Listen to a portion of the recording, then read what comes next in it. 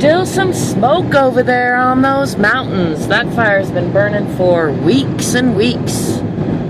It's kind of sad and kind of not sad at the same time, interestingly, to see fires sweep through, because we've got had a lot of drought and then a lot of bark beetle kill, and so one way or another the wood needs to get through there, and sometimes fire is a great renewer, and that isn't threatening any human homes. It's probably threatening some non-human homes, but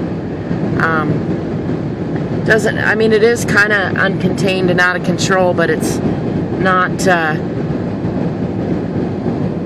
doesn't seem to be really headed anywhere, really. I think it's already come over the mountain and kind of ate its way through. I don't know what's actually going on the other side, so I could be talking about something I don't know nothing about. That's entirely possible.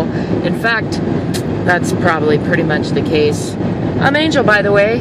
Welcome to my channel. This is my travel vlog portion of my channel, where I just ramble at you while I'm driving, because I love to drive and I love to ramble at you. So the two of those things together are like a double win-win for me. And also, I believe in sharing. I like it. I love that I can share with other people on YouTube, and I love that I can share with you. So yeah, we got that going for us, and that's good. Sure is beautiful out here. I'm in northern New Mexico, approaching Wagon Mound, and I think that's a cimarron forest or fire over there.